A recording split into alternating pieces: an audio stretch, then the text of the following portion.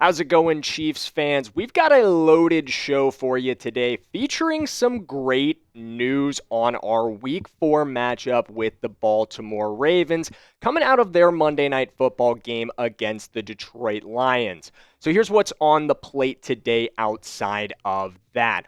We've got a couple major injury updates to discuss on Xavier Worthy and Jalen Royals in particular. We're going to talk about an issue I think Kansas City has been facing over its last couple games in the special teams department.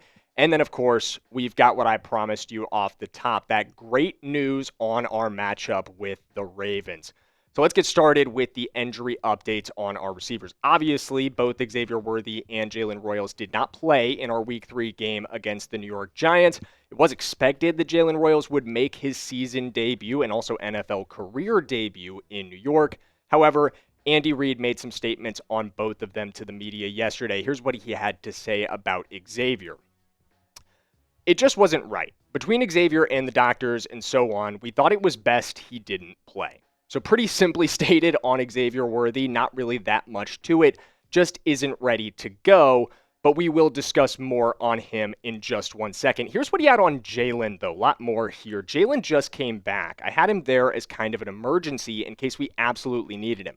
His first week of practice in a month was last week, and he's a rookie. This was really his first game suiting up. He'll continue to work in there. It's great to have him back. So on Jalen, I don't think we really need to be concerned. This was exactly what I was hoping to hear about this situation. I know I had him in our last show as a loser from our Week 3 game because he didn't play any snaps and he was expected to. But if that's going to be the case, this is exactly why you would hope that would be. There is a plan for Jalen Royals right now. He just isn't 100% ready. He was active in case of emergency. However, with Xavier Worthy, I'm left a little confused. And I got to be honest with you guys, I learned a lot about torn labrums this weekend. So Xavier Worthy, if you're not familiar, was dealing with a dislocated shoulder and a torn labrum, specifically a slap tear of the labrum. And that's pretty fun to say, but it absolutely is not fun to deal with. According to Johns Hopkins Medical, a slap tear or a tear of the labrum near the bicep tendon attachment may be just trimmed or may need to be reattached to the top of the socket. The best way to do this is with arthroscopic surgery, since this area is difficult to reach with an open operation through a large incision. They continue, using the arthroscope and small incisions for other instruments, the labrum can be reattached to the rim of the socket using either sutures or tacks. And that's a lot of fancy medical mumbo jumbo to essentially say, Worthy's tear isn't going to get any better without surgery, which would end his entire season. We do not want that. He doesn't want that. The Chiefs do not want that. So, if he isn't going to get this surgery, it is simply a matter of pain management from here. It's a matter of whether or not Worthy feels 100% comfortable playing with the pain. And he's just going to have to get to that point because it likely isn't going to get any less painful. That's just the nature of a torn labrum. It doesn't heal on its own without that arthroscopic surgery. So, let's talk timelines for both of these guys. I expect Jalen Royals to play some snaps against Baltimore. That does appear to be the plan. They seem to be ramping him up. That would be what Andy Reid has indicated. If he doesn't, we're going to have to come back to a conversation about where Jalen truly is on this depth chart. Xavier Worthy, on the other hand, it's just going to be practice status dependent at this point. If he's still limited in practice, it's hard to see him playing on the field in a full game until he can be a full participant in practice. And we haven't seen that yet. And obviously the Chiefs are not practicing today. Tuesday in the NFL is a rest day. So we'll see tomorrow where Xavier Worthy is. And I'll be coming at you guys with a short. So make sure you subscribe so you do not miss that. Be very key information there. Those injuries, they've been a major issue for us all season long, and unfortunately, we've got another issue to discuss, guys. The Chiefs may have a major problem in the special teams department, but I want to hear from you first. What do you guys think on this one? What is the biggest issue facing the Kansas City Chiefs right now? Is it our kicking, which we're going to talk about in a minute? Is it the offensive line and the penalties that we've had from Jawan Taylor especially? Let me know in the comments what you think, because I think Harrison Butker may be a problem right now. He is 3 for 5 on extra points, 7 for 9 on field goals. And of those field goals, both of those misses were from beyond 40 yards. And it's not just in this season that he's had some issues. He's 5 for 9 from beyond 50 yards in his last 18 games. That's just barely over 50%. And 2025 has been a year where we have seen some fantastic kicker play. On Monday night, Jake Bates almost hit from 67 yards. That would have set the NFL record. He totally had the leg for it. He was just a little wide. And kickers in 2025 across the NFL have attempted 107 field goals from beyond 40 yards and have hit 85 of those. That's a nearly 80% success rate. From beyond 40, right now, Harrison Butker is operating at a 66% rate. That is well below league average and well below acceptable.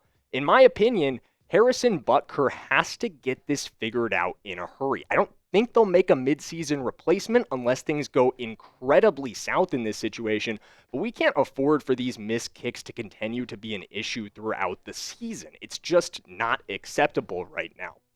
Something I do have figured out, though, at this point. Prize Picks is the best place to make your lineups this season. And we're going to get back to one of our other issues in just a second. But first, I want to show some love to today's sponsor. You and I make decisions every day, but on Prize Picks, being right can get you paid. Don't miss any of the excitement this season on Prize Picks, where it's good to be right. And when you download the Prize Picks app today and use code CLNS, you'll get $50 in lineups after you play your first $5 lineup. Prize Picks is simple to play. Just pick more or less on 2 to 6 player stat projections, and if you get your picks right, you could cash in and win up to 2,000 times your money. And guys, I have got a crazy lineup rolling this week. This one has a 28 times multiplier on it. We've got the max discount on Jalen Hurts. That's totally free. We've got 1.5 rushing touchdowns from Cam Scadaboo. We need to get 2 on that one. And then we need Jackson Dart to throw an interception in his debut and Bijan Robinson to keep it rolling, get some receiving yards for us. So you can tail me, you can fade me on that lineup, whatever you do, just do it at Prize Picks because Prize Picks puts their members first, so all withdrawals are fast, safe, and secure. They offer Venmo, Apple Pay, MasterCard, and more for quick and easy deposits into your account this football season. Download the Prize Picks app today and use code CLNS to get $50 in lineups after you play your first $5 lineup. That's code CLNS to get $50 in lineups after you play your first $5 lineup. Prize Picks, where it's good to be right. So, let's get into the good news that I promised you guys coming out of the week 3 matchup, between the Lions and the Ravens. And I think something we've seen from Baltimore over the last couple games, and something that we have rarely seen in the career of Derrick Henry, is a massive fumbling problem. You see all 3 of these, I put this collage together actually, and I think it's quite beautiful. All 3 of these fumbles or 2 of them were critical in the fourth quarter. That one against the Bills loses them the game. That gave Buffalo an opportunity to go right down the field, win there.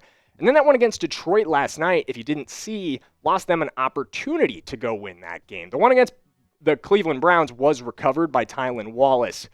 But I think when you look at all of this, I tweeted out today, my fiance asked me if the dishes were done, and I yelled Derrick Henry. She hugged me. She knew they were washed. Obviously, I'm joking a little bit, but Derrick Henry has been struggling, and it hasn't just been a fumbling issue. And if you go on Twitter and like and retweet that, I am going to follow back every single one of the Chiefs fans that I see do that. So engage with me on Twitter. I'm always tweeting about Kansas City, so let's hang out there.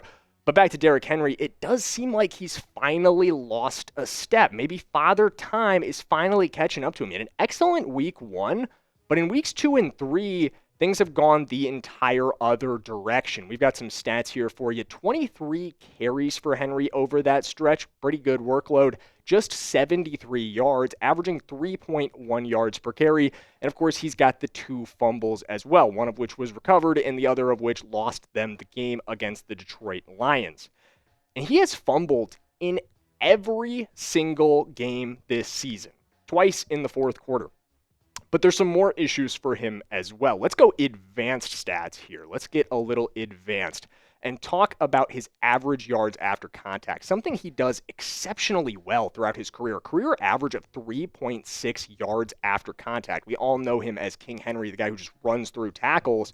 But this year, less than 2 yards after contact. And I know that doesn't seem like a massive gap, 3.6 to 1.9, but it is. Every carry, that is 2 yards less for Derrick Henry. And missed tackles forced, another way he gets extra yardage. He has just 4 through 3 games this season. When you go back to last season, he had 87 for the entire year. That paces him to 5 for every single game. So he's having a harder time running through tackles this season and creating that extra yardage that makes him so valuable. And I think that's a big key for our defense, is to limit his opportunities to do that when we play the Ravens in week 4. If we can keep them out of those third and short situations where he can be so devastating, limit his effectiveness on first and second down, I think we can have a lot of success against Baltimore, because their running game has not been something they've been able to lean on this season, especially when you think about Derrick Henry. And another thing that we absolutely have to discuss in this game, and we're not celebrating injuries at all. I think these are very unfortunate things that happened to 2 key players for the Baltimore Ravens, but you absolutely have to acknowledge the importance that Isaiah Likely and Nnamdi Madubuike may not play in our week 4 matchup. I was talking to our Baltimore Ravens host, Joey Peterson, today, and he told me he views Isaiah Likely as questionable. There is definitely a chance they have their star tight end out there. He's fantastic if you're not familiar with him, not to compliment the opponent too much.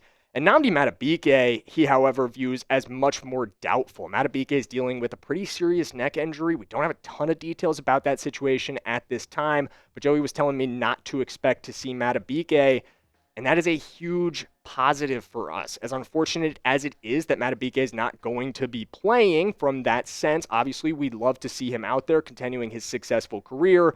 If there's one game he's got to miss, pretty happy that it's ours, because interior pressure has been a massive issue for the Kansas City Chiefs this year. We've allowed 15 of our 35 pressures to come via the interior against the Eagles and the Giants. And if you're familiar with pass rushing statistics, 40% of your pressure should not be coming up the middle. Typically, the best pressure or pass rushers on a defense are the edge rushers, not the interior guys. Typically, that's going to be the source of the vast majority of your pressure. So our interior offensive line has to take advantage of Nnamdi Madubuike not being there. We have to be able to assert ourselves in the passing and running game. We have to be able to protect Patrick Mahomes, create rushing lanes for Isaiah Pacheco and Kareem Hunt, and establish the ground game, something we finally started to do in New York, but has been a major struggle this season, and I wouldn't really give them props for the effort that they showed in New York. That's a bad defense for the most part, and we still couldn't really get it going. But we're going to have a lot more Week 4 content for you guys this week, so make sure you hit that subscribe button, and I will see you guys next time. Let's go Chiefs.